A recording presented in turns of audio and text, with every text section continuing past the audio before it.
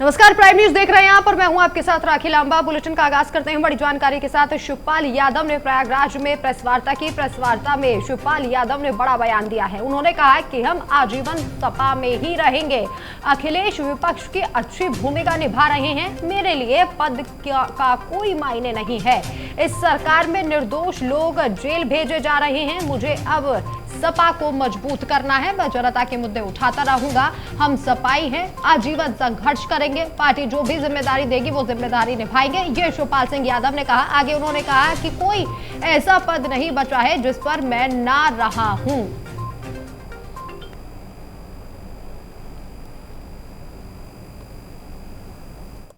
Bharatiya Janata party खुद गुंडाई करती है। ये गुंडाई नहीं और क्या है, जो किसी पर झूठे मुकदमे ला दो, किसी का घर गिरा दो, बुलडोजर चला दो, ठोंक दो किसी को, ये क्या है? आपने ये ठोंक दो किसी को, ये क्या है? हमारे लोगों ने तो कहीं कहा नहीं। कह रहे, ये भी कह रहे थे मैनपुरी में तो गुंडाई से हम लोग जीतते हैं। जब इतना फोर्स लगा दिया, पूरी सरकार लगी थी और जो भी देखिए यादव मुसलमान जो भी थे, एक भी दरोगा जो भी पोस्ट दिए थे उन्हें छुट्टी दे दी जबरन। अभी तक उन्हें ज्वाइन नहीं कराया। 20 दिन का अभी तक ज्वाइन नहीं कराया। तो इससे बड़ी गुंडाई कौन कर रहा है? पहली बार निकले, जब अखिलेश निकलेंगे तो और ज्यादा जनता निकलेगी। और ये देखिए माहौल अब बनना शुरू हो गया है। और वो इसलिए हो रहा है कि इतना भ्रष्टाचार, इतना उत्पीड़न तो कभी नहीं हुआ है। विपक्ष को भी हम भी सरकार में रहे हैं। विपक्ष को हमेशा हमने माना है, विपक्ष को भी संतुष्ट किया है। तो बड़ी जिम्मेदारी तो देखिए, पद हमारे लिए कोई मायने नहीं रखता है। हमारे पास सभी पद रहे हैं और हम तो उस परंपरा के हैं, समाजवादी परंपरा के हैं।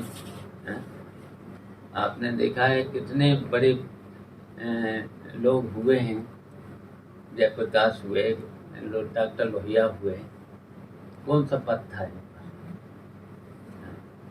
लेकिन पूरे देश को हिला दिया था। तो सरकारें जब निकल पड़े तो सरकारों को पता नहीं चला। तो पद मेरे लिए कोई बड़ी बात नहीं है। ये कोई बड़ी बात नहीं है। नेता विपक्ष भी मैं रह चुका हूँ, मैं प्रदेश अध्यक्ष भी रह चुका, जनरल सेक्रेटरी रह चुका हूँ। मैं सब पद में मिल चुके हैं। पद की कोई हमें अब आजीवन हम इसी पार्टी में रहेंगे। पद मिलेगा तो, नहीं मिलेगा तो फाइनल है। यह हमारी पार्टी है। नेताजी के साथ लगातार पार्टी तो आप ही की है, लेकिन आप चुनाव के पहले जैसे अलग हो जाते हैं तो पार्टी सत्ता में आते आते निकल जाती है, बाहर चूक जाती है। तो अब आगे ऐसा तो नहीं होगा। चाहे जो भी जिम्मेदारी मिलेगी निभाएंगे। कार्यकर्ताओं की इच्छा है कि आपको कोई सम्मानजनक पद मिले ताकि पार्टी मजबूत हो, कार्यकर्ताओं का मनोबल बढ़े, ऐसे कार्यकर्ता चाहते हैं। तमाम लोगों ने अभी कहा भी हम लोगों से। चलिए हम देखिए जिम्मेदारी हमारी भी तो है। जिम्मेदारी है। हम सभी पदों पर रह चुके हैं। कोई पद ऐसा बचा नहीं जो न रहा।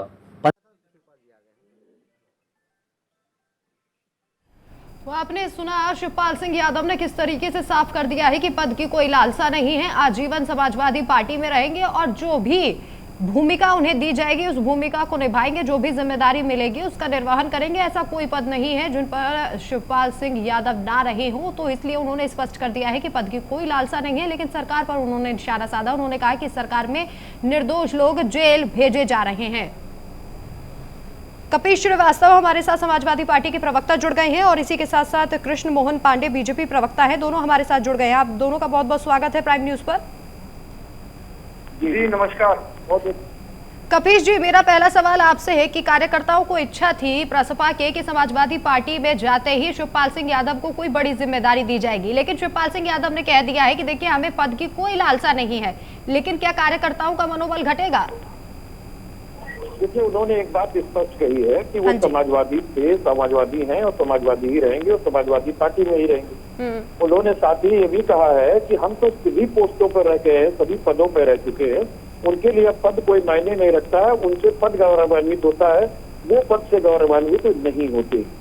जब किसी नेता का कद इतना बड़ा होता है, जो व्यक्ति हमारे फाउंडर मेंबर में एक रहा हो, तो वहाँ ये तो प्रश्न चिन्ह खड़ा ही नहीं हो सकती, ये तो पार्टी ही उन्हीं की है और हम सब उनके निर्देशन में काम कर रहे हैं। तो इसमें नील मेघ निकालने से बेहतर ये होगा कि हमारी जो समाजवादी पार्टी की इस समय धार है, जो विपक्ष की एकता पैदा करने की कोशिश है, जो तानाशाह पूर्वक सरकार को रोकने की कोशिश रही है, उसकी कवायद में कहीं न कहीं बहुत अच्छी तरह से हम लोग आगे बढ़े हैं और आपको दिखाई देगा कि आने वाले नगर निकाय के चुनाव में भारतीय जनता पार्टी बुरी तरीके से पिटेगी और इसमें सारी रणनीति चुनाव टालने की कर रखी है। अभी कुछ घंटों बाद आपको ये सूचना मिल जाएगी कि भारतीय जनता पार्टी चुनाव से भाग रही है।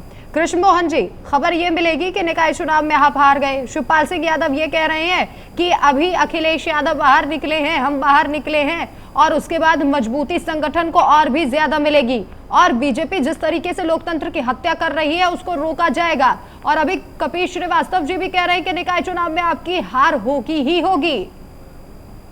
देखिए, जहाँ तक पहली बात की शिवपाल जी का मामला है, तो शिवपाल जी किस पार्टी में रहते हैं नहीं रहते हैं उनका व्यक्तिगत मामला है, क्योंकि वो 2 बार आदरणीय मुलायम अखिलेश जी किस तरह से उनको परिचित कर किस तरह से बेइज्जत करके और समाजवादी पार्टी से बाहर निकाला, ये पूरा उत्तर प्रदेश और पूरा देश देखा है। परंतु रही बात उनके व्यवस्था की, तो मैं स्पष्ट कर दूं कि आने भी चुनाव बीतने दीजिए। अभी चुनाव बीता है रामपुर का, पुनः शिवपाल जी को वही स्थान मिलेगा जिस चक्कर में समाजवादी पार्टी और माननीय अखिलेश जी ने उनको दिया था, उनको अपमान पुनः एक बार मिलेगा, ये तय है। परंतु यदि सम्मान मिल जाता है तो भी उनकी स्थिति क्या रहने वाली है, यह पूर्व में दिख चुका है। दूसरी बात, हमारे मित्र कपिल जी ने कहा कि हम चुनाव हारने जा रहे हैं। ये चुनाव कपिल जी और कोई व्यक्ति नहीं तय करेगा, ये उत्तर प्रदेश की जनता तय करेगी, उत्तर प्रदेश की शहरी जनता तय करेगी और उसने पूर्व में करके दिखाया है। सर्वाधिक नगर निगमों पर भारतीय जनता पार्टी का कब्जा रहा है, नगर पंचायतों पर भारतीय जनता पार्टी का कब्जा रहा है और पूर्व में भी जिस तरह से उत्तर प्रदेश की जनता ने समाजवादी पार्टी को मुंह के खाने की आया है, पुनः मैं बड़ी विश्वास के साथ और बड़ी जिम्मेदारी को इस बात को कहता हूँ कि भारतीय जनता पार्टी आने वाले चुनाव में बड़ी मजबूती से प्रथम जीत के साथ आगे बढ़ेगी। और ये चुनाव जो जैसे कहा जा रहा है कि 2024 का कोई फाइनल है, नहीं था, कोई फाइनल नहीं है। ये हमारे भारतीय जनता पार्टी के लिए हर चुनाव फाइनल होता है, क्योंकि जनता का स्नेह प्यार भारतीय जनता पार्टी को सदैव बना रहता है। तो हम इस चुनाव को पूर्ण बहुमत के साथ जीतेंगे और आने वाले सारे चुनाव उत्तर प्रदेश की जनता और देश की जनता भारतीय जनता पार्टी को अपनी व्यवस्था के लिए जिताकर आगे बढ़ाएगी। कपीश जी, निकाय चुनाव को लेकर तो बीजेपी भी आश्वस्त है पूरे तरीके से और आप कह रहे हैं कि जीत होगी। अगर ये पूरी तरीके से अस्वस्थ है कि इन्होंने अपनी चयन समिति को क्यों रोक दिया?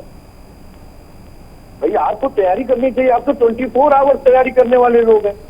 आप तो पन्ना के प्रमुख बनाते हैं, अब लाइन के भी प्रमुख आप बना लेंगे। मिसाल से सबसे विश्व की बड़ी पार्टी बनी है और संवैधानिक संस्थाएं को चूल्हे हिलाने का काम जो भारतीय जनता पार्टी करती है, वो तो या कोई दूसरा विश्व में नहीं कर सकता है, वो तो पैटेंसी ही नहीं की है और इसी की वजह से ये कायम भी है। 2022 में जनता ने इनको उत्तर प्रदेश से खदेड़ दिया था। मैं इसलिए आपको कह रहा हूँ कि जो कर्मचारी वर्ग का मत पत्र पड़ा था, जो कि ईवीएम से हट करके था, उससे 300 जगहों पे समाजवादी पार्टी ने लीड किया और 210 सीटें ऐसी रही हैं जो महज हम 200 वोट से 1000 वोट के बीच में, यानी कि 210 सीटें हम केवल 5.5 लाख के वोटों से हार गए हैं।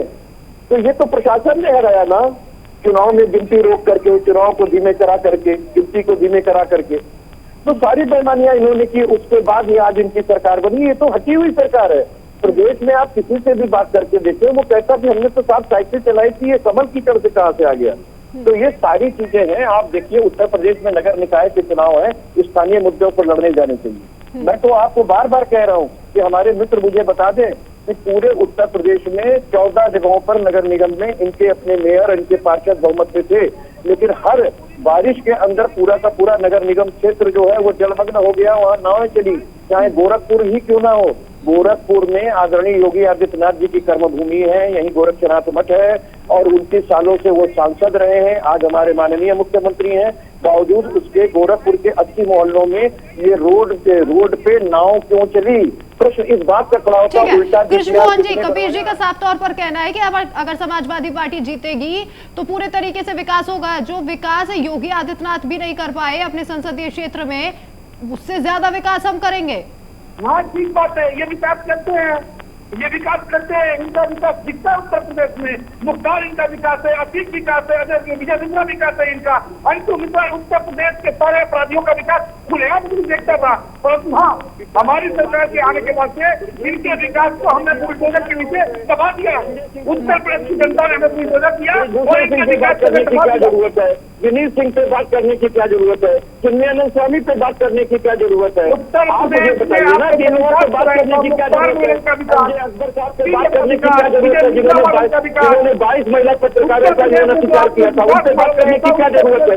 आप नगर निकाय के चुनाव से क्यों भाग रहे हैं? मैं आपसे पूछ रहा हूँ कि जलमग्न आपने कराया, उसके लिए दोषी तो उसके लिए आप कह रहे हैं ब्रिजेश्वर सिंह जिम्मेदार है, उसके लिए आप कह रहे हैं कि आपके विधायक और शूटर रहे कभी किसी के, वो ब्रिजेश सिंह जिम्मेदार है, विनीत सिंह जिम्मेदार है। अरे भाई, माफिया लोगों की लिस्ट लेकर बैठने की क्या जरूरत है आपकी? भ्रष्टाचार मॉडल विकास, दंगा मॉडल। मैं तो ये कह रहा हूँ कि आप हमें बताइए कि इन नगर निगमों को आपने जलमग्न क्यों किया? आपने नावें क्यों चलाई? आपने कूड़े का निपटारा क्यों नहीं किया? आपने एक भी स्मार्ट सिटी क्यों नहीं बनाई? स्थान पर उत्तर प्रदेश की जनता ने रखा, जहाँ से पूछिए कि इन्होंने एक भी स्मार्ट सिटी आज उत्तर प्रदेश में क्यों नहीं बनाई? जबकि 10 साल से उनकी केंद्र में सरकार है और 6 साल से उत्तर प्रदेश में। 22 जीते आने वाले बिल्कुल, देखिए आगे जनता तय करेगी कि आखिर कौन जीतेगा। प्रशासन तय नहीं करेगा, हम और आप तय नहीं करेंगे। ये जनता को तय करना है कि आखिर किसकी सरकार जो विकास करेगी। बहुत बहुत शुक्रिया आप दोनों का हमारे साथ जुड़ने के लिए। धन्यवाद।